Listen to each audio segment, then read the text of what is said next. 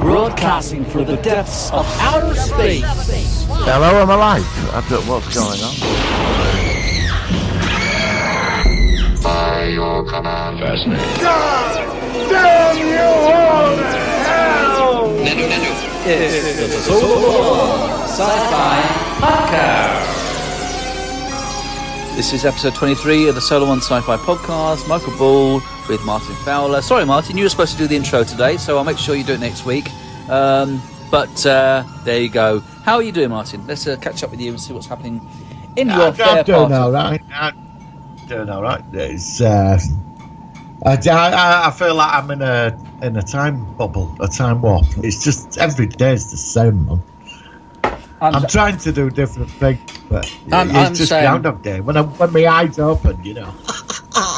It is getting a bit sort of strange now because we've been it's been 8 weeks for me now because I took a week off earlier because I've got a medical condition. Actually, I'm going to close my door in a minute because it's a bit noisy outside. It's oh god, can I just pause it a minute? Hang on, it's too noisy out there. Give me a second. Sorry, bloody neighbours. I think this could make a blooper, actually. Right, sorry about that. Knocking and banging outside. Give me a second. And I assume, he's back again. He's returned. Returned. I'm back. Sorry about that. That's going to be on about bloopers. That's going to be added to the. I've got a real noisy neighbour at the moment, and he's decided. First of all, he wants to patio his back garden, and he puts all the patio down. Looks nice, and then yesterday all disappeared. All the patio slabs came up. And now he's put a whole sand across the whole rest of his garden. And now this morning they look at their old shed at the back and crashing and bashing. And they are getting on my effing nerves. I'm sick to death of them. I can't stand them. So I had my back door open. I shouldn't be telling you this, but I was shipping over and I could take him out on the first strike. Say the word. All right. Okay. Well, I'll send you a message after we've done the show. How does that sound? There will be a crater next to your house. Oh, that's good.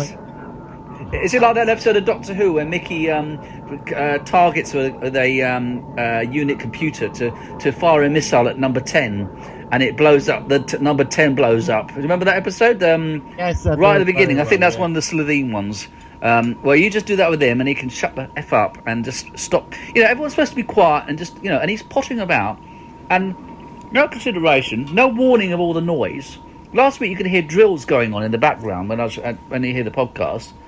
Oh, I can offer you a photon torpedo strike, a nuke strike, or phasers. I mean, what do you want? Actually, I want a quantum torpedo. I want something a bit better than that. Something better, didn't you, honestly? Can't afford quantum torpedoes. They cost money. All right, let's make do with a photon torpedo, shall we say? Let's see how it goes. They're cheap. Yeah. Okay. All right, that's fine. All right, I'll be in touch. So, what's been happening? So you're going stir crazy. I'm going a bit stir crazy. It's a lovely sunny day today, though, so I'll make sure that after I record, what we're doing, just to get a bit of an insight, we normally record these shows in the sort of early evenings, but recently we've been doing it sort of like more mid-morning, mid to late morning, and because we've got nothing else much to do. So it's the highlight of my week. Oh God! Well, don't admit that. The most exciting day of the week is this that morning. Well, it is. I don't know whether to congratulate you or to commiserate with that particular fact, but it's good fun for me as well. And we're doing this now for 6 months already, which is good. But it's just nice to sort of share things. We've just been saying that because we've been putting this on YouTube. The last episode did quite well. We had 3,000 views, which is phenomenal. So if you are listening to the show, which is on YouTube, it's also on Podhoster. If you want to hear the audio version of this, so you can download it. It's an MP3. I do all the graphics for that as well, of course. And hopefully by next week we could be on Amazon. Oh yeah, and I'm still thinking about transferring from Podhoster to Podbean because I don't think the particular user that we're using is. I'm not having to go at them personally, but I just feel that other companies might do better. Let's just put it that way. So we'll just see about that. Yes. Brilliant. Right, on that note, before we continue, is there anything else you want to say before we go into the sci-fi news? Well, if we're allowed out to play on Sunday, I'm off to Coast on Monday. Brilliant. So, well, I mean, if you do, then we could have a week off, and we could play the best of the Predator versus if you want some time out to let's wait till Sunday. That's fine, mate. Just let me know what you want to do. Because when he sets that firing gun, I'm going to run outside and hopefully I'm going to go, hello, you know. And what I can do is, if that's the case, then what I'll get Martin to do is just do a very quick 5-minute intro with me where we just talk about the favourite Predator versus, and then we'll have a week off. So we'll see how that goes. A friend phoned me last night, and he said he'd like Predator to fight. You're not going to believe this. Oh, God, no. Who now? It's so bad. I said, no. I don't know. And he said, no, it can be done. Who? It can be done. Do you really want to know? I do really want to know. I'm very curious. The Jolly Green Giant. Ho, ho, ho. Oh. Ho, ho, ho. Well, it's a bit like Incredible Hulk, though, isn't he? Not the Jolly, because I had to sit through 5 adverts last night. He were on phone going, are you watching the adverts? So, yeah, I'm watching them right now. So how's bloody Predator going to fight that? Yeah. Ho, ho, ho. Green Giant. And he could be throwing sweet corn at him or something. Yeah, maybe. Yeah, maybe. Well, I could let you know me. I could add the audio. I'm doing now every week. Now I'm doing the Predator with his repeating things in the background, sound effects, which is quite fun. I did Pat Butcher last week saying "you bitch." So come on. Yeah. So well, that could be certainly an interesting one. We will let you know. We'll certainly know about. Yes, it's on the list. Okay, that's one to keep in mind, to look forward to. Hopefully, very soon. Ho ho ho. Ho ho ho. It sounds like Christmas. It's May, mate. It's the wrong time of year. Yeah. Right, let's go. Let's go into the Solar One Sci-Fi news. Here we go. Working. Solar Sci-Fi News. All right, so Martin, you have told me that you've got some information. I've got a little bit of information as well. Do you want to go first or me? Who do you want to go first? I'd say sure, I'll go first then, because you are first now, if that's okay. That's fine, yeah, go for it. Right. Oh, right. All right, that's right. All fucked up. I've set it all up right. Vin Diesel confirms Riddick 4 is coming. I'm not really bothered about that. I wasn't impressed with last one. Riddick 4, what's that? Vin Diesel. What was that film called? Vin Diesel, where he's that blind warrior. Oh, I don't know that one. I don't even know. I know the actor. Okay, so that isn't that. Yeah, he plays this warrior in outer space. I'm not bothered about that. Marvel Studios might have Keanu Reeves to play Moon Knight. Oh, okay. Looking like he's going to enter the MCU. Why have I got Vogue magazine on here? Hang on, no, I'm not having this. Fans could be in for a long wait on Star Trek Discovery's 3rd season. Oh, right. 3rd season expected to be delayed due to remote production issues, says one of the show's editors. Oh, well, I mean, I knew that was going to happen, but I would have thought that if they've done the physical filming, it's just the mixing in the sound and the special effects. Yeah. Well, maybe they. You said that the other week, actually. Yeah. I mean, you did. I don't know. I mean, apparently, because I read somewhere that they can't reuse some of the old scores because there's some legal issue or something where there's more money which has to be paid. So what they do is, I don't know why it's cheaper, but it seems that it's financially better to create new music. Sorry, my computer went ping. Rather than actually playing old music. So I don't know about that. So is there any estimate? It just says it's going to be delayed. There's nothing else. That's going to be delayed. It could be. It's looking like towards the end of the year now. So I'm a bit annoyed about that.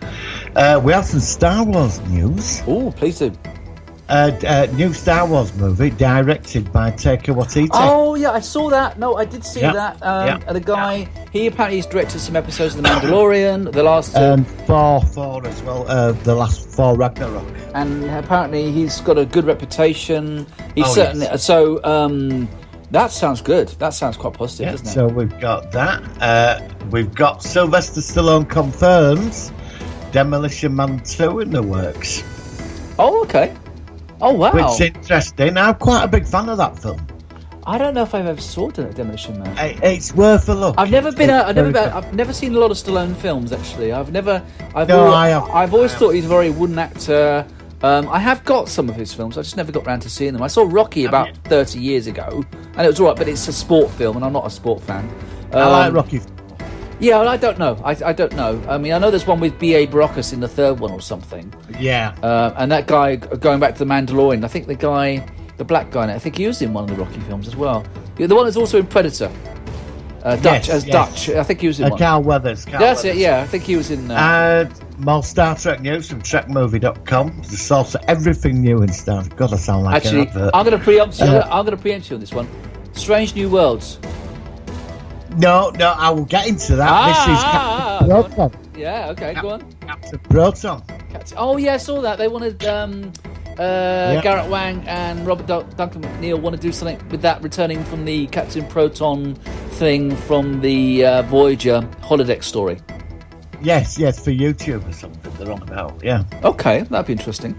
Interesting. But go onto the menu. This is the main one for me, is what you've just said. Yeah. So, go on, you say, because you've got it in front of you. So read what you got. Captain Pike and the Enterprise answer about simply confirmed work on Star Trek's next show. It's happening. Finally, at last. Last week, Viacom announced that 2 more Star Trek TV shows in the works. That 2 more in addition to Star Trek Picard and Star Trek Discovery. That's also in Star Trek Section 31.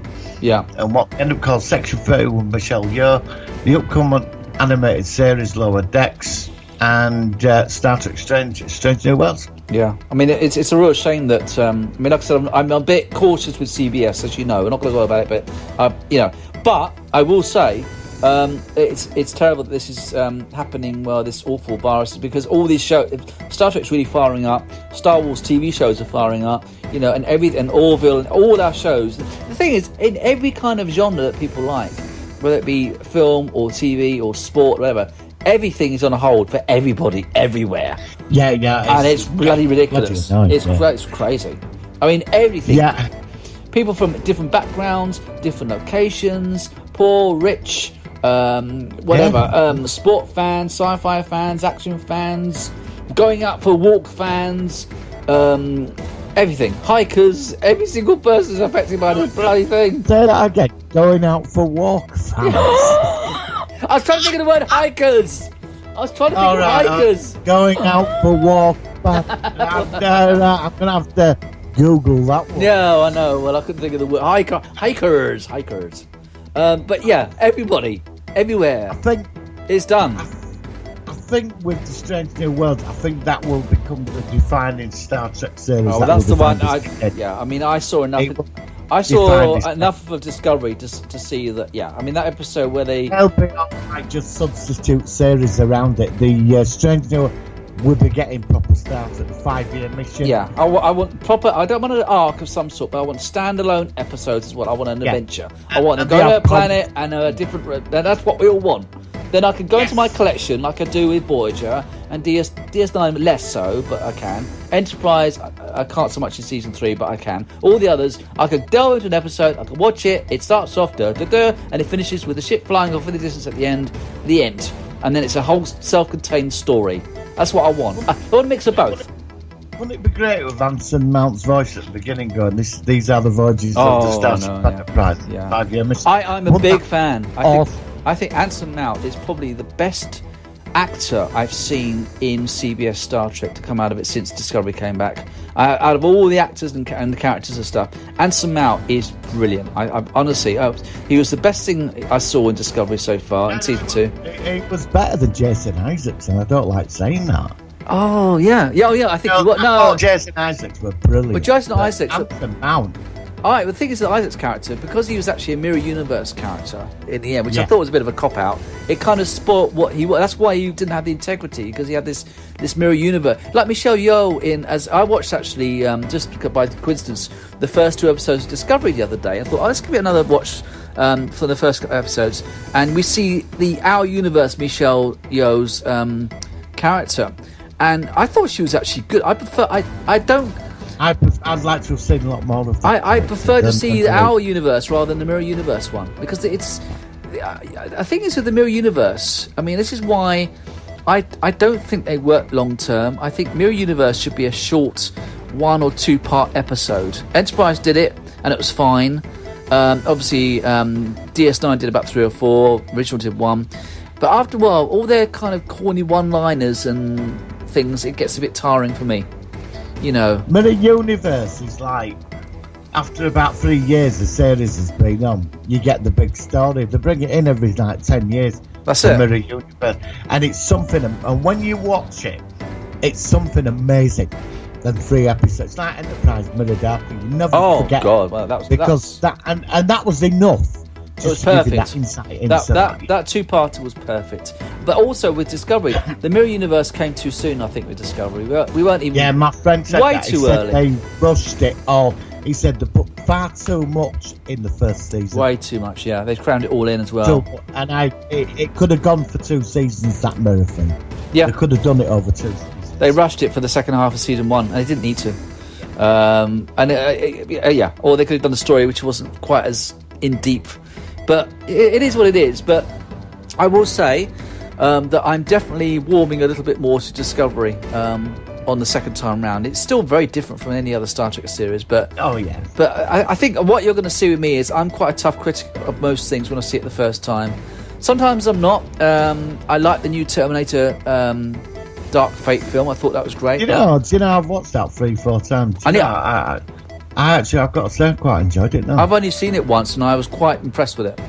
I need to see it again. I actually do not think it is a bad film. No, I don't either. And I like the new Star Wars, Rise of Skywalker as well. So shoot me, I like that.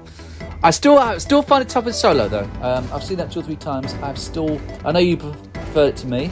I'm not quite into the Solo, but I'm going to give that another go. And I'll also eventually try Picard again, even though I was disappointed with the first time round. Yeah, I'm waiting for the right day to go into that. I'm not ready to watch it yet. No. But I have some more sci-fi news. I don't know if you think the Japanese at the Battle of the Planets. The cartoon from the 80s. Yeah, they're doing a live-action movie. Oh, okay. From the Russo brothers. Yeah, it's here in front of me now. Wow, cool. That'd be interesting. That's G-Force. I'm not really an authority on manga. I sort of remember it growing up around this as a kid. And I've got it on DVD. Do you know? They tell you what they've got. I tell you what they should make a live-action film of or TV series. Ulysses 31. Yeah, we said this last week. That would be the best That would be the best version I reckon they could do for a live. That could really work. It's one of the best cartoon series. Yeah, exactly. So I wouldn't mind doing that. But Battle of the Planets, go for it. That's. I've got some more, I think. Oh, yes. I don't know how you're going to take this. Tom Cruise. Yeah, the Cruiser. The Bruiser. Yes, the miniature dwarf is going into space to shoot an action movie on Elon Musk's SpaceX update.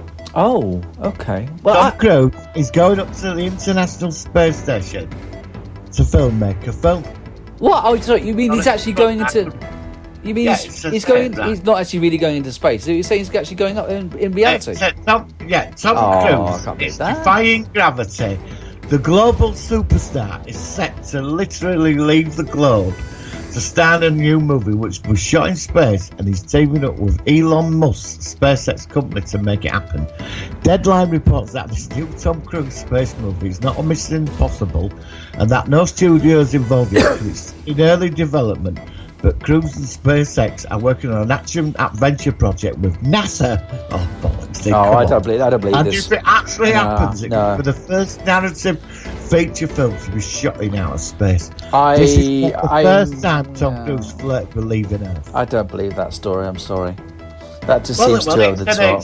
It's in film. But it sounds like that to me. But I'm not disputing what you're saying if you've got it from a good source. I'm open-minded. I mean, come on, mate. To make a film, it costs like 500 million just to fucking launch you up there. I know, exactly. And it's how are they going to get a film crew up there, sound engineers, and fucking Tom Cruise floating around the International Space Station? I mean, come on. That costs like $2 billion. Well, I just saw Life, which was about 5 years ago, and that was in the ISS space station, and they were floating around because of special effects, and it only cost them about 20 million or whatever it was. Why are they going to spend all their money on that just as a gimmick? Well, they'd do it as a advertisement to say this is the very first sci-fi film actually filmed in space. But how can they get all the they're going to get a cameraman up there? Are they going to get lighting? They're going to. I don't know. I'm going to say this to you, Tom Cruise. If it fucking bombs, don't bother coming back. I don't mind Tom Cruise. We watched. Watched War of the Worlds again. I quite like that movie. I actually thought it was quite good. Yeah, I'm in and out on that. I like the war. Compared to that complete nightmare that we saw from the BBC last year, it looks like the best film ever made. Yeah. All right. Yeah, you win. You're right. I don't ever want to talk about that on the BBC ever again. Oh God! I started getting up on my Amazon link over there for $15.99. I wrote a complaint. Did you? You said, "Oh, that's good." Complaint took utter shit. It was. And you're selling this for $15. I'm bored. I don't have a life, and I wanted to do it. So you wasted your life. You wasted 3 hours of your life. I've actually got a copy of it. I've got a digital copy of it. I don't know. I'm going to watch it again. I said to my kids, because they watched the first part. Oh, it's all right. Do you want to watch it? No, don't want to see that. No. No, please, Dad. No. No, because my son said. He said, "What is it? Did you see? Can we watch War of the World?" So actually, hang on. My phone's running out of power. Hang on a second. Just give me a second. Time for another blooper. No, what happens is my cord has come out of my laptop. So if I'm not careful, it's going to go ping. So let me just. There we are. It's back in. There we go. Sorry, no, carry on what I'm saying. So yeah, War of the Worlds. So he said, I've actually seen that one again. So do you want to watch the BBC version again? Looked at me, big silence. No, I want to see the Tom Cruise one, please, Daddy. So no, he didn't even watch the last part, which was the worst part. So if he already gave up after episode two, you can imagine what he would have thought with episode 3 with that mess.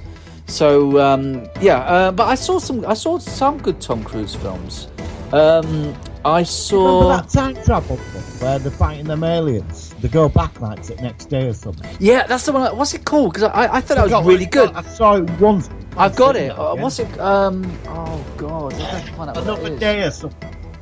Oh God, I need to find out what that. I'm going to Internet Movie Database because that's a good film.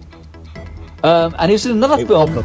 There was another one where he was an astronaut, and there's like a duplicate astronaut. And he's like a clone of himself. What was that called? Hang on. What? Hang on there. I've got to find out because it's. I've never seen that. You've got me on this. Yeah, there's like two of them. What? No, it's really good. But Oblivion. That's it. I've got that. I've seen that. That's a really weird film. I liked it. I thought it was cool. That triangle thing where it's like a big computer that took over. Well, cloned him. Yeah, that's it. I thought that was really good. Morgan Freeman. Yeah, that's it. Yeah. That's a good film. It's 2013. It was Oblivion. Yeah, that's the film.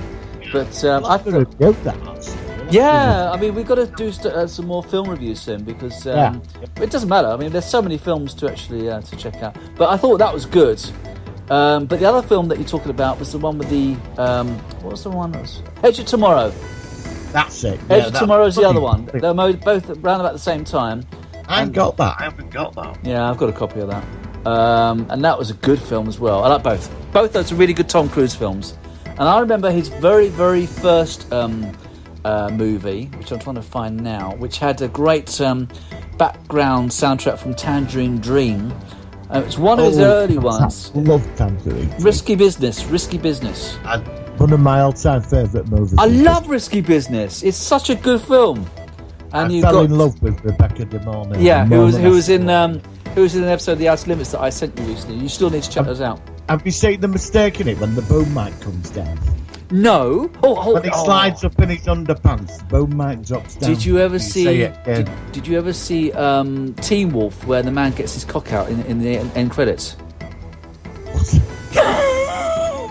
Teen Wolf. Right, there's a point with Michael J. Fox. Yes, in the crowd, they're all sort of cheering because he's just won the basketball game, and he's like, the end credits come on, and he's sort of like hugging his girlfriend, and his dad's there, and you see a bloke in the left-hand corner, and he drops his shorts and gets his cock out for a second.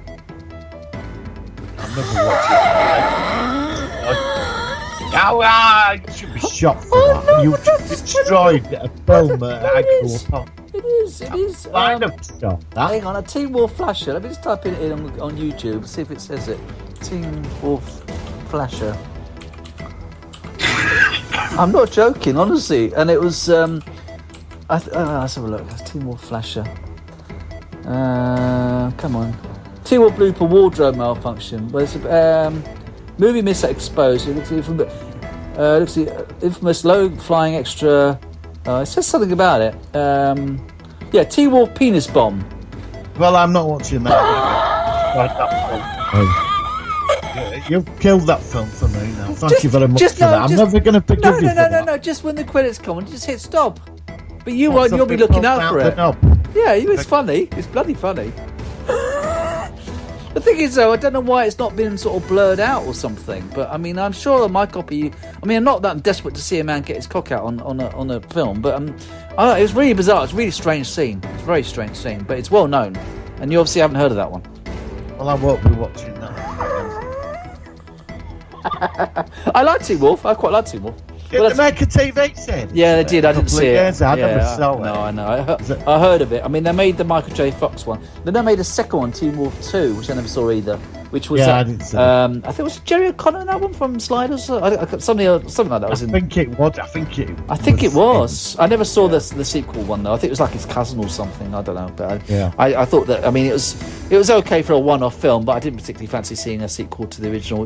It's okay as a standalone film, but I don't think it was quite sequel-worthy really.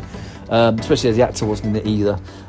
So there we go. So we talked about Star Trek, Star Wars. What else? Your sci-fi. Actually, my sci-fi news was what you brought up was the new Star Trek Strange New Worlds one, which you obviously read as well. I've not seen much else, but we talked about a few things. Let me have one more quick look around. I was just checking to see, and they said that they reckon The Matrix 4 has halted its production, which is obviously understandable. So that's another film which we've got to wait for. Because it was supposed to start in February. But God knows when that's going to come on now. But the new James Bond film has been halted as well. Yeah, has a volcano lair in it. Okay, a volcano lair. Like the Blofeld type lair. You know, the secret. Oh, the secret base in one of the. I know the one. Which is, they've got one in a volcano. Okay, that sounds interesting. Yeah, I do like James Bond actually. I love him. You know, I mean, I'm in the minority, but my favourite era of James Bond is the Roger Moore era, where most people like Sean. I'm not a big fan of Daniel Craig, but Roger Moore does it for me. Yeah, I prefer it to Sean Connery, and Sean Connery is great as well. But I just like the era. I like the quirky humour, and I always thought of James Bond in many ways is a bit like a Doctor Who, where it's like a different actor portrays the role but puts their own spin on it slightly, which I think is quite a cool way of thinking about it. Of course, Doctor Who's different because it's based in science fiction. Yeah, but it's James Bond. It could be. Mind you, he was in Spyfall recently, wasn't he? Or she was. Well, is he a Time Lord? And he's regenerated how many times? Well, yeah, I mean, and how come he looks different? Well, obviously, it's just you're supposed to look at the character, but it's the actor. I don't know. It's a weird one. It's a weird one. Time Lord. Trapped on Earth with Blofeld. He's another Time Lord. Blofeld's the Master or something. Yeah, I don't know. They're both unemployed Time Lords, and they got the TARDIS took away. So, because they're both, he set up Spectre and he joined MI6. And Moneypenny's like a companion or something. Yeah, she is. Yeah, she's his niece.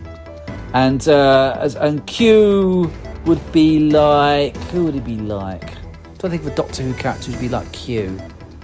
Well, Q's getting married in the next Bond film, so somebody was complaining about it. There's apparently Q's getting married to some fella in next film or something.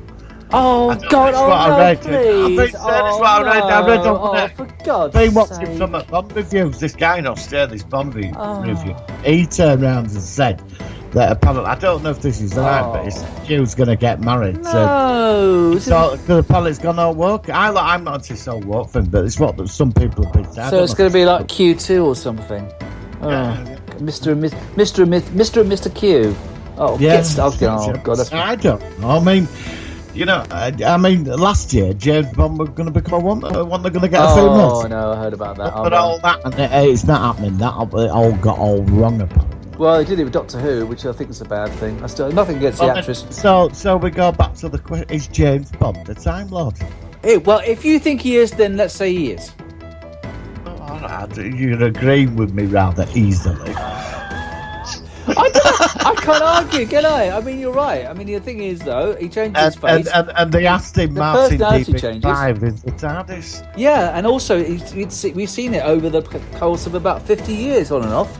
So, yeah, and it becomes the Lotus, and it becomes a BMW. He can change it's a TARDIS car. Oh, yeah, that's true. A TARDIS car. It's not big on his side, but his car's got the chameleon. Well, maybe it's more like Doctor Who with Betty. Yeah, well, that's it, Bessie. So maybe it's not a TARDIS. Maybe it's like it's. Well, no, that's it. I mean, the Third Doctor had some parallels with James Bond. He was on Earth. There was, and it was. You know, I mean, my problem with Doctor Who, with the Third Doctor, was nothing against the Doctor. It was just that I always liked the fact that he'd have some Earth. I mean, he did still get away from Earth, but I didn't like the fact that his TARDIS was broken. I don't know why that put me off a bit for some reason. Yeah. It made it feel like a different series. What happened to the Who-mobile, the thing that could fly? What happened to that? That only appeared once, didn't it? The silver. I saw that at attraction fair when I was about 7.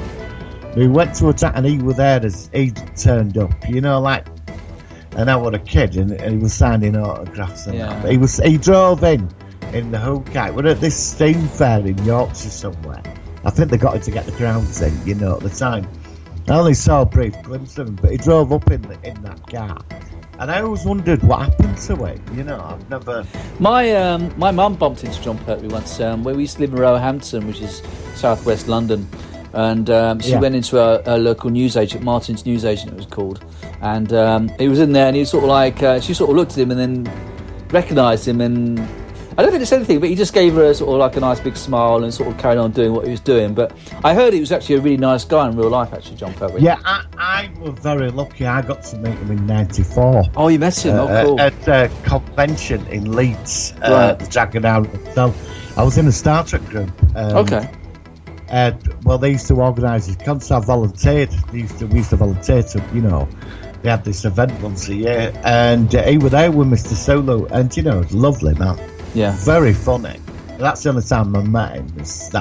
But you know, I was free. I got a free autograph because you know I volunteered for it.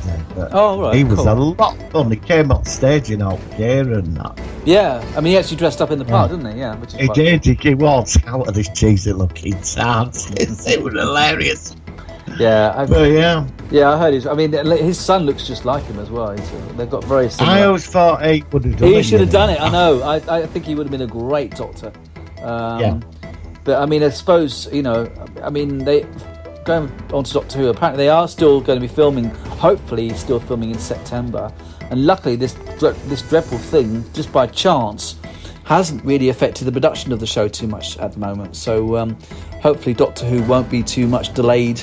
Depending on, you got to think about things. There's going to be like a second wave of the virus once people have partially gone back to work. What they'll do about that. But I think the majority of people now, you know, we are all going to be very aware of each other. We're all going to have to work differently. We're all going to be very careful about washing our hands and stuff. And hopefully that will stem a lot of it, you know. Well, I'd booked a convention and sent the money back. And I planned to go to several of it summer. Right. All been cancelled. Yeah. I'm hoping to get to one in Eastbourne in September, end of September. I'm hoping they've not said anything. It seems it's too far away. Yeah. That's what I'm hoping. I'd like to get to one at least this year. Well, I mean, I went to my first one last year and I loved it, the one in Birmingham. Yeah. So, and it's a new experience for me, and it was very surreal going to a Star Trek thing. I'd never been. Nothing against going to conventions. I just never really got around doing it. I was always more just. There's a good one in Eastbourne. It's called WinterCon. It's very good. Yeah, there's never anything in Portsmouth.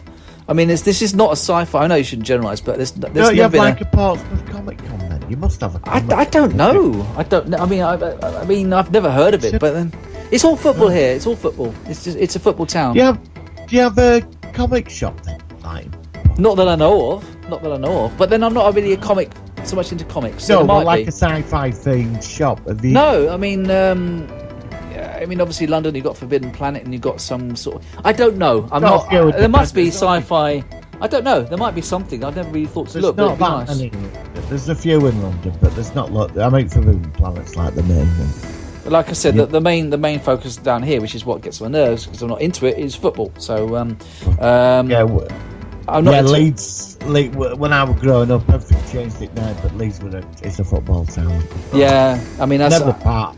Well, when I lived in London, it was because there's lots of different teams. It's kind of like it's not so in your face because it's more diluted. You've got different teams, yeah. But when you live in a proper city on its own, there's one specific team, and I think that's why. Yes. And I live near Fratton Park, which is and I said this before. You can actually hear them shouting and hollering when these games are going on. Drives me nuts. I actually close my windows because I hate it. I dread the word. No. Oh God, I know. And that's supposed to be the European thing this year. I think it was. Yeah. And that's been postponed. But this is why I want to move to a bit more out in the country, which we're hoping to do. Well, seeing how we go in a few years' time, and get. I mean, like I said, if you like football, that's fine. It's your choice. But it's just that where I am, it seems a bit in your face and. Even the next door neighbour's crashing about. He's got his football costume on, and for God's sake, just piss off, just me. Well, you say the word, and some photon torpedoes I know. flying down this afternoon. I know. I'm gonna switch on my VPN and send you a secret message, and after this, and I'll target you. Give you the target coordinates on Google Earth. How does that sound? All right. Sounds good. Brilliant. All right. So, anything else in the news front before we move on? I think we covered quite a lot actually for all that's going on. I think we've done quite well. No, I think we've done very well, mate. Well done for that. Yeah. Thanks for all the info. I appreciate it. I was just looking, and I couldn't see actually much more about it. One very quick thing says The Mandalorian. Rodriguez and Reed confirmed as season 2 directors. Ant-Man's Peyton Reed and Alita's Robert Rodriguez both are going to helm season 2 installments. They're quite well-known directors, so that's a good sign for The Mandalorian. And on that note, let's move on to the focus of the week. Here we go. It's the Solar Sci-Fi Focus of the Week.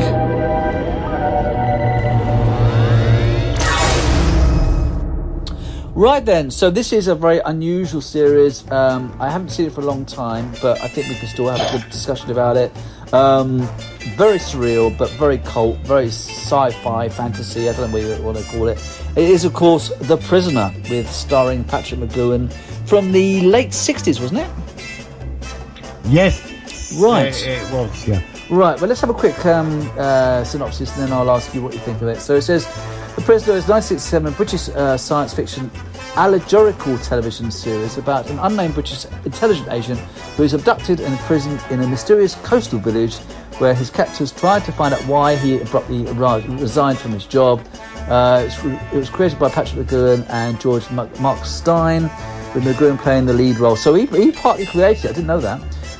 Episodes' plots have elements of science fiction, allegory? How do you pronounce it? How do you pronounce Allegory? Is it allegory or allegory? Allegory, okay, I'm not familiar with that word. And psychological drama, as well as spy fiction. It was produced by Everton Films. It was a single season, 17 episodes. It was filmed in Wales. Interior was filmed in MGM.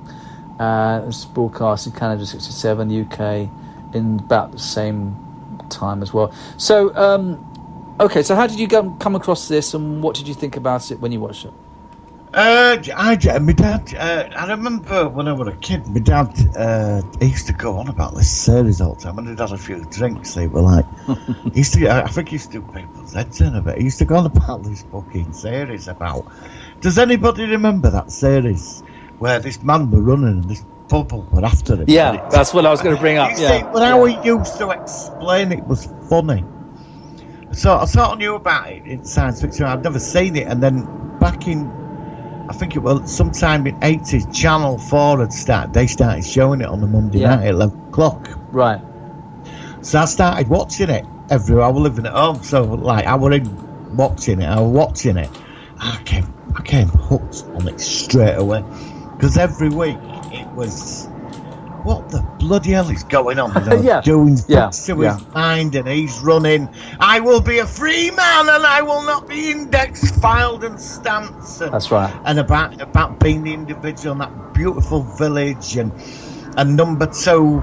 And it went on and on and on, and then I got to the final episode, and my God, I fucking know what the fuck that was about. I know. Yeah. I sat there at the final episode, and I thought, it was the most bizarre thing I think I've ever seen. It was the strangest series. I've sat through 17 weeks trying to figure it out every week. What is going on? Yeah. And I get this. Yeah.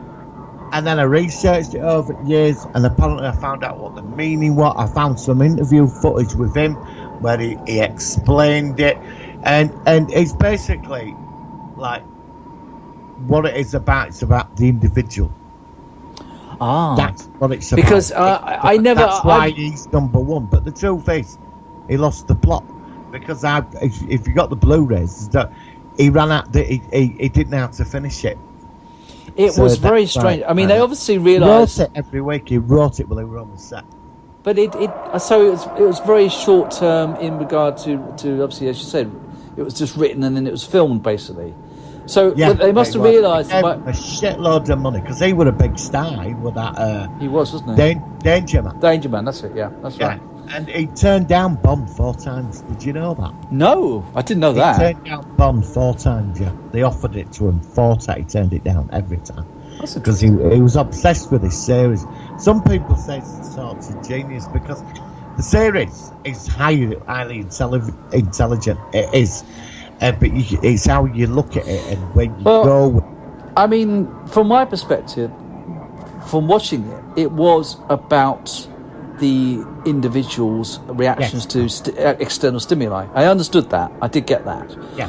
But I have to say, though, that I thought that although it was based on his perception of trying to get this information out of him from this source that he doesn't know why and what's been going on, it's just that it just got so...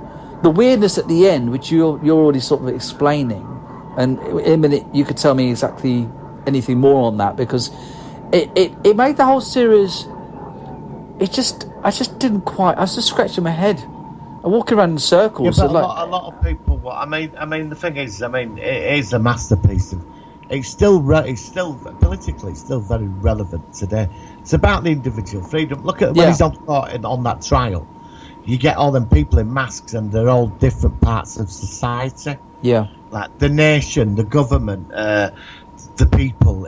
They're all sat. They're all banging at the table, and you've got the judge, which is the law. That's right. And then you've got him. He wears his own suit. He don't wear the uniform. So it's the individual. And then when he makes himself as number 1, that it was. In some ways, a lot of people would say that was a cop out.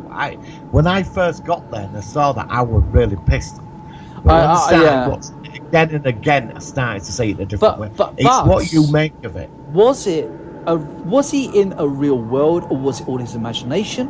What was he physically? Was this that's one thing I never quite understood. A lot of people say it's in his head. That's what I'm wondering. It is different aspects. Because the last episode... he said, because he were on Pebble Mills, some footage on YouTube, very old. But there's got some fans there back in the 70s or very early. Remember Pebble Mill? Yeah, Pebble Mill, yeah.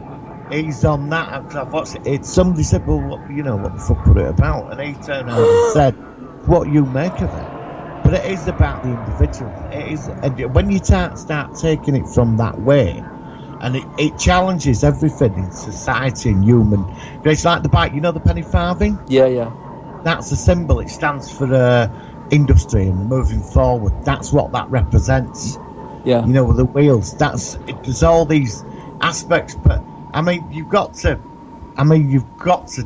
some people could switch it off after 4 episodes, because when you read up on it and you go back, when he was walking around after, because ITV went final episode everywhere, it was an explosive program every Monday night.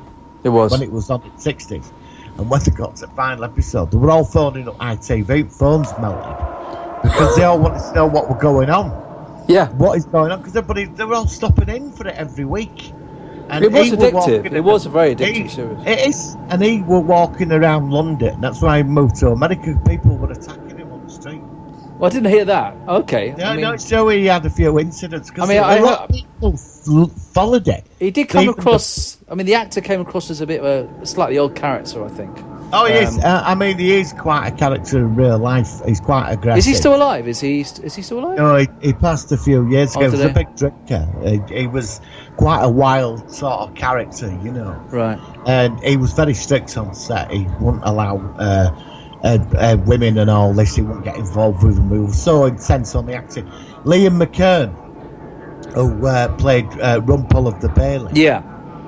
You know the episode before the final one where they're locked in that room together? Yes, that was a good one. Yeah, it is one of the... I forgot the name of the episode. Yeah, I know the one you mean, yeah. When he had a breakdown. He had a breakdown because there were only about 7 of them in the room for about 5 days. And he got so intense with him that he had a nervous breakdown and he had to get him out of the room because his acting, Patrick McGowan, was so intense with him that he was making Leo McKay's mental. He thought he was in that situation. He had to fight back against him. When you watch it, you see it. They had to pull him out because he was too much for him. Yeah, because he sort of just because he wasn't in the last episode, was he? He was right near the end, but then I can't remember what happened to his character. Final, I think it's called the final. A decree absolute. That's it. Yeah. But no, there's one episode before the final one where it's Liam McKern as number 2. They're bringing back from one another out to break in this room to find out why he resigned. And it's working at first, and then suddenly Patrick McGowan's acting becomes so intense that he couldn't handle it. He couldn't handle it. Wow. And when you watch it, because I watched it a few weeks ago, and after I saw this and I read about it, and it's true, you can see it. Liam McKern is not coping because that Patrick McGowan was so intense as an actor. Yeah. So you can actually see it's not quite right in the actor. You can see it in his face, can you? Yeah. Oh, okay. He's been interviewed. I mean, you can check it out. It's pretty intense stuff, you know. Yeah. And it's interesting. I find Patrick McGowan a very interesting character. I think he's a tortured genius, quite frankly. I think he's one of them. He got this vision for something, which I think he almost completed, and it's left as it is. But it's a milestone of television. It's you can't put it down. It's genius. I think. I think one thing that the show did or does still is that it actually challenges an individual based on your own perception. Yes. So everybody comes out of this series with different feelings. Where you know, like most films, you can either love it or pan it, and it's kind of like. But this series really does take you as a person. You look at your life and your interactions and stuff, and then you incorporate how this show plays in your head. And everyone comes out with a different feel to it, which is very rare. Very rare in cult series. There is another way to take it. There is 7 episodes. I'd have to go on Wikipedia. But apparently there's 7 episodes. If you watch them in the proper order, it gives you the answer. Really? Okay. Yeah. I'll have to look at that. You've got to watch 7 episodes as the story, but it's all sort of diluted with the rest of it, is what you're saying. It sort of works, apparently. It was planned, but they expanded it. So, what did you think of Rover the Balloon? I thought, well, they had a rope. They actually had a mechanical robot that ran around, but it kept breaking down. No. And then they spent a fortune on it, on this like metal crap robot thing. Yeah. And they wanted it coming out of water. It just didn't work. So somebody upset said, use a fucking weather balloon. They got them. They bought hundreds of them.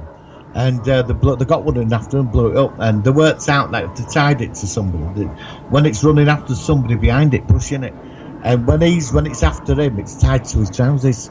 Really? It's tied. Yeah, it's but you tied can't to see it. You can't tell. You can't see it. It's tied to that's really good. And it's running. So bizarre, isn't it? Somebody else set part of it. Yeah. Such a strange series, but I did like it. I remember there's one episode where he gets home.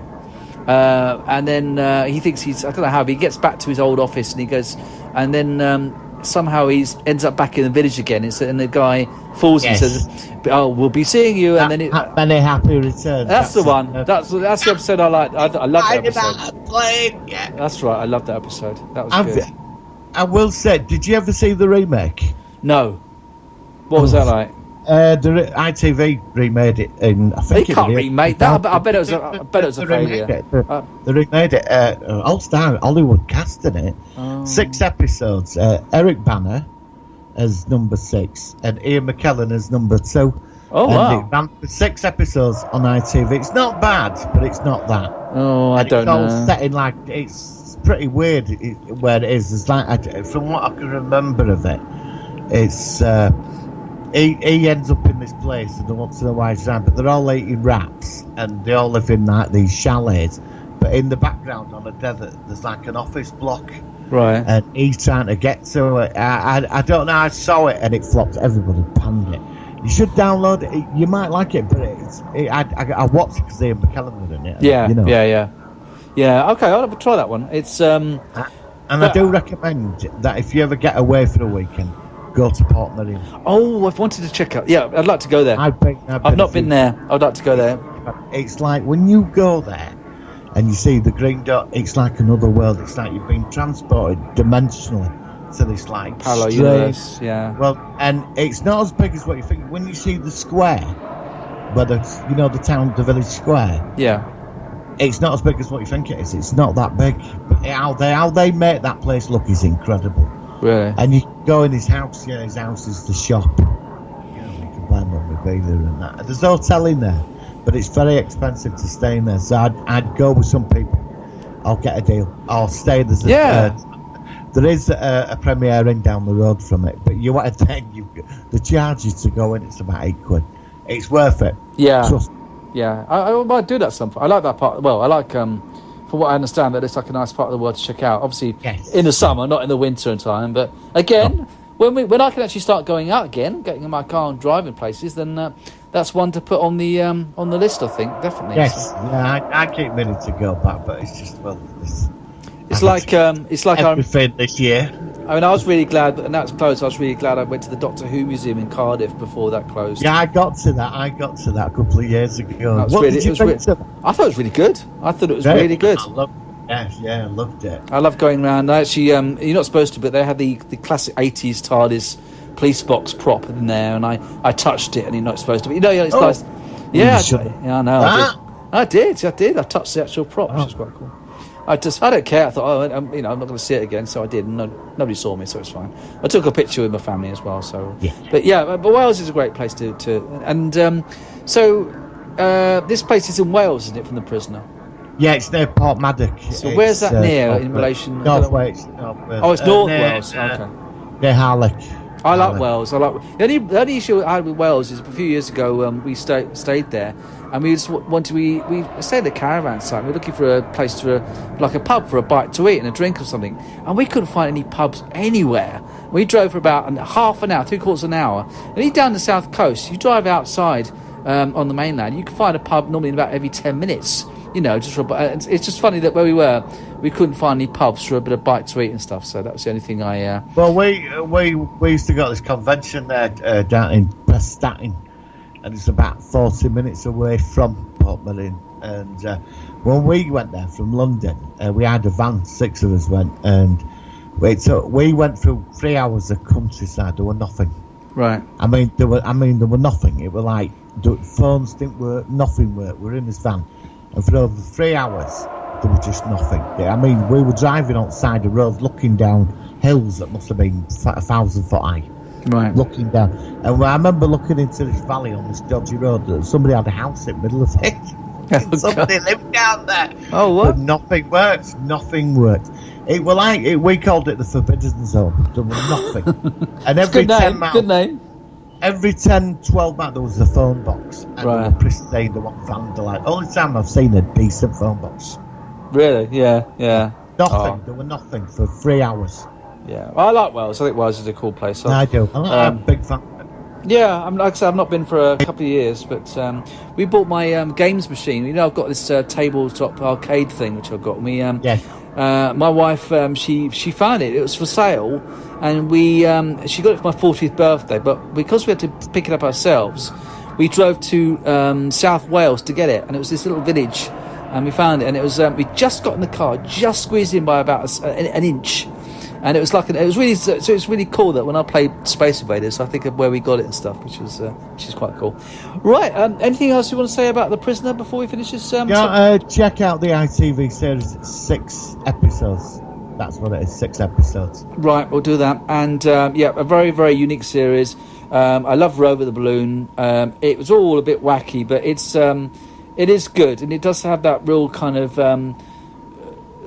very unique feel to it, which I think that makes a good series. A lot of things are the best are like Lost, and yeah, there's a lot of stuff that has been taken from that. Even actually, I hadn't thought about that. Lost has said, even the guy said he was inspired by The Prisoner. There's been quite a few series that have been inspired by that. I didn't even. Do you know what? Now I like Lost. That's another series I've got to focus I on. love Lost. But yeah, we'll have to cover that. Yeah, we'll have to cover that soon. Actually, maybe we should do that soon. I don't know. Definitely, I'd be up for that. Lost were a masterpiece. Yeah, we could do Lost. Yeah, all right. Well, actually, as it's so similar to this one, should we do that next week, or should we do that? Give it change to something else and come back to that. I think we should give Lost a couple of weeks. Yeah, that's what I'm thinking too. Re-energise my memory matrix on Lost. Yeah, fine. All right. Well, that's fine. Well, thank you for that. That's a really good analysis of such a good series, and I hope that people have checked it out because it's well worthwhile. Right, on that note, let's move on to the infamous Martin's topic of the week, which of course is Predator versus. Here's the jingle. Predator versus.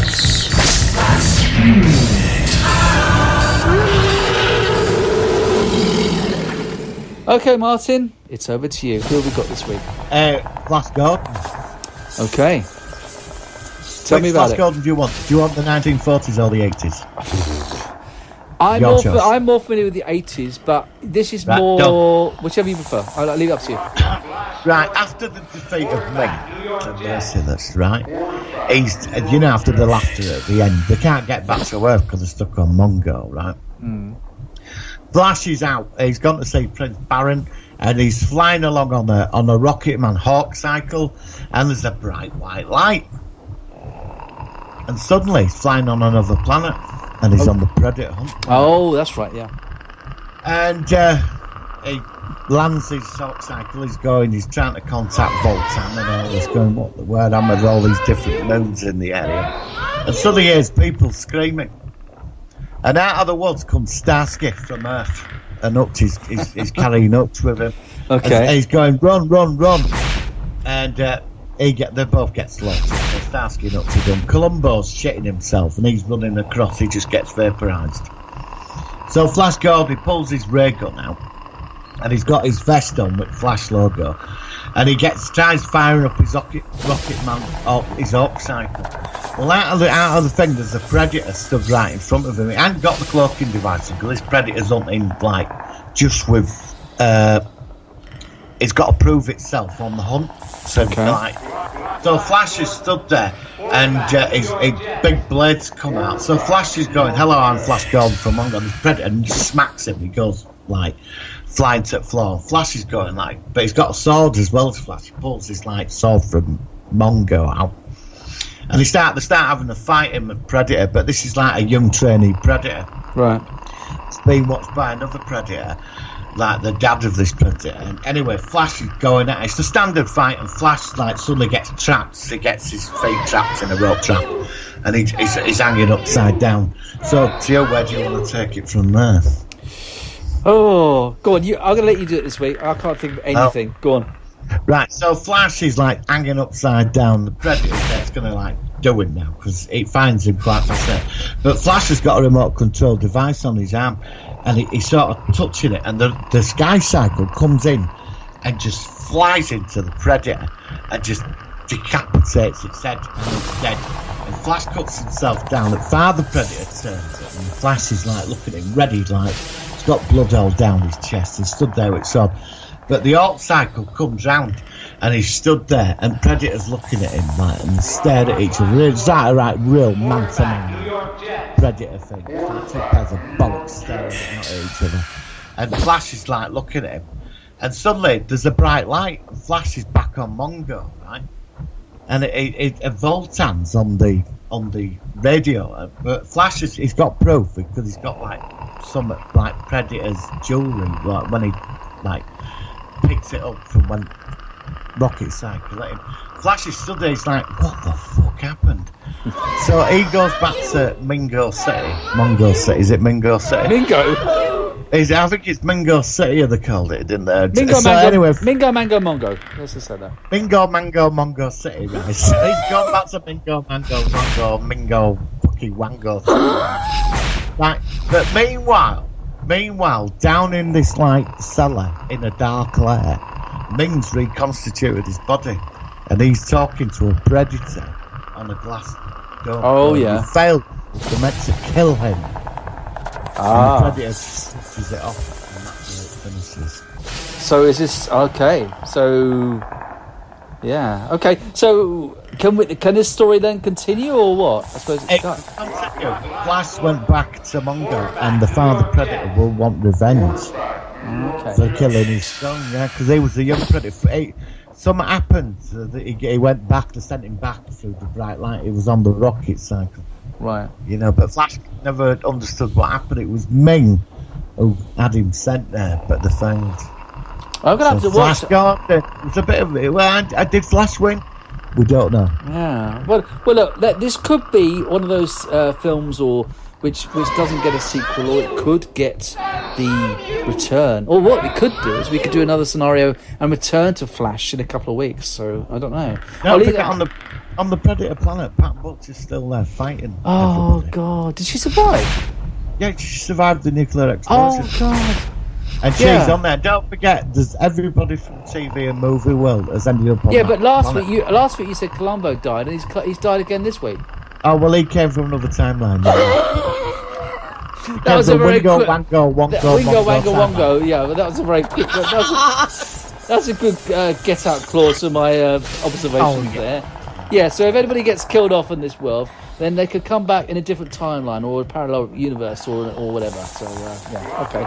Thank you. I always forget. I'm getting a bit lost with these multi-character planet ones, but yeah, I think it's. Well, I'd say what it is. I mean, we could say. I mean, the thing is now that we can go back to Predator traveling about everywhere, but. I mean, it's we can. We could do both. Up to you. This is your topic. It's what you want to do, and I'll totally leave the reins up to you. Well, I just thought like we could have like 50 TV characters on this planet, and each week we have them all taken out. We could do, and then they come back. I just thought it would be easier because eventually, is Predator going to run out of people to fight? Well, next week did we talk about this before we started recording? You're thinking about, and I think it should be on Earth if you do it. Obviously, it's up to you. Is Predator versus the Jolly Green Giant? Oh, not next week. Yeah, you got a week to go through the adverts. Ho ho ho! Fucking killer! I phoned him up last night. I said we're on because he listens. He said yeah, Predator. I said well, I said to him, who would you like? Predator. I said I don't know. So I said well, do you want? I said come on. You'll have to look up what he does. And he said. Well, the Jolly Green. Well, what is giant. He's just a giant that laughs. I don't want the Jolly Green giant. He's just a giant that laughs, though. Isn't he? Yeah, but he's a bit of a. You could give him You could give him a background. Maybe like if he eats sweet corn, it makes him like extra strong or something, like Popeye and spinach or something. Well, I did watch the adverts last night. It's 32. I didn't sit through 32. 32. Bloody hell. I didn't. I watched 3 or 4, and I did come to the conclusion that they're a slave race, the little people, and they're all doing the bidding of the evil green giant, picking his food. You can make a whole novel, a whole book about this, the Jolly Green Giant Adventures or something, or life. Well, that's what I thought. So Predator turns up, liberates the planet. Right. Well, this is it. This is your homework, mate. This is it. This is what you've got to think of now. I think you kind of ended up in a corner now because you mentioned this to me off air, and now unfortunately I did share it. So next week it'll either be the return to Flash, or it could be Jolly Green Giant, or basically it's whatever Martin decides. So you tell us what you want to do. Well, we could do both. Oh. Yeah, maybe. Although it's better. It's up to Flash you. Gordon could turn. Maybe the land of the Jolly Green Giant is on the planet Mongo and it's another country. And Flash goes there to take out the Jolly Green fucking Giant. Oh, and the God. Predator turns up for revenge for what he did. I don't envy your homework, but I think that's your task. Word there. Ho ho ho, Green Giant. Oh, blimey, I've got to get all that to get the sound clips and add that next week. Next week, we've got Flash Gordon Predator versus the Jolly Green fucking Giant to liberate a race of slave people. Right? That comes in all this food, and the Jolly Green Giant's a cunt, and he exploits the lesser races around him. And he wears a green loincloth. I cannot wait. I'm going to leave it up to you. Basically, when I give you the link next week, I'm going to let you just take us to an adventure in your mind. Shall we? Let's just leave it like that, shall we? Wherever your mind takes us, I will go along like a I don't know, like a ship being pulled into a black hole or something in space. It'll be your psyche and your observations about the Predator and where it will take us. So I hope that people will look forward to that. You sit through 32 adverts of the Jolly Green Giant. No, I don't. You can just Wikipedia about the Jolly Green Giant. You might find out some background story. But how tall is he? Yeah, try it. How tall is he? He's big. I mean, I don't know. Well, you'll have to get on Photoshop and work it out. Yeah, I could work. There must be some way of measuring his size. I don't know the size of him. It's the size of like the Eiffel Tower or something. Yeah, well, he's exploiting a load of poor people. Yeah, but how big is he like compared to like a structure? Well, is he like? Is he as big as? Is he as big as like the Statue of Liberty or something? I don't know. Well, it must. Can you imagine when he's pissing at him? Or taking a dump. Imagine him taking a dump as well. Oh, my God. Right, on that note, I'm going to make a move. Next week, we're going to leave with. This is a very, very early mix I did years ago. Coldplay with Clocks, where I mix in lots of sci-fi clips and things from various films and TV series. I never thought I'd share it. I did it for my own amusement, but I haven't got any other songs to share this week. So see how many TV shows and films you recognise in this lot. Thank you, Martin. A very good show again. We'll be back next week. If it might be a Predator show next week, depending on what we're doing with our movements, if we're freed up. But we'll have something on this time next week for you to enjoy. So until then, we'll catch you later on the Solar One Sci-Fi podcast. Martin, thank you very much. Yes, live long and prosper. Thank you. Cheers. You are discarded. You are the refuse of the past. You're full of crap.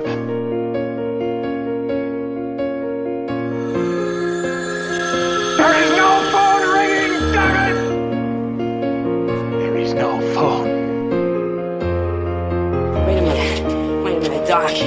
Are you telling me that you built a time machine out of a DeLorean? Hello? Hello? Anybody home? Hey, think would fly fit.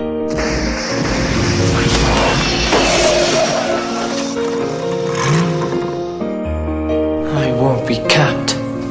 Obstinacy. Good. I've always thought courage overrated.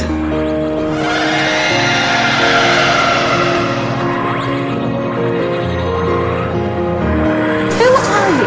Told you, the doctor. Yeah, but Doctor what? Just the doctor. The Doctor. Hello.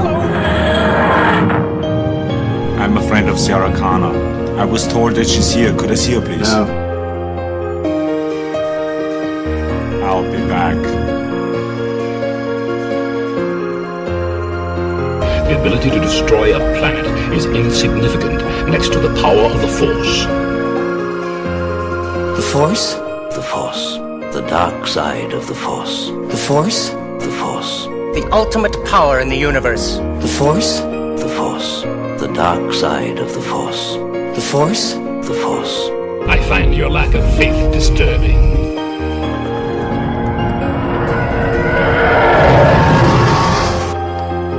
We are the Borg. You will be assimilated. Resistance is futile. It's going to change the world as we know it, right?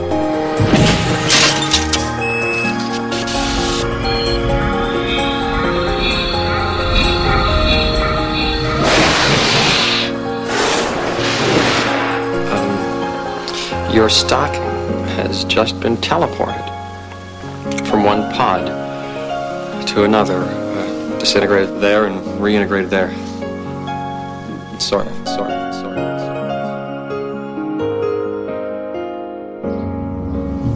We were beginning to learn about tri-feds, tribute as they came to be called.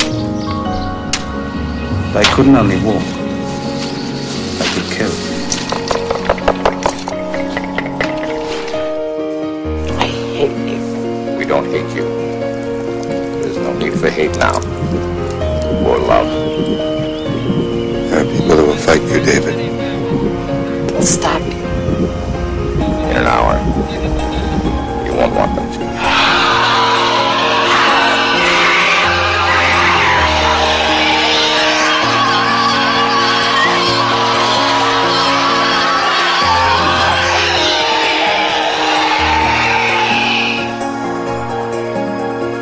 He meant that we're at war. Nuclear war. Look at his disposal.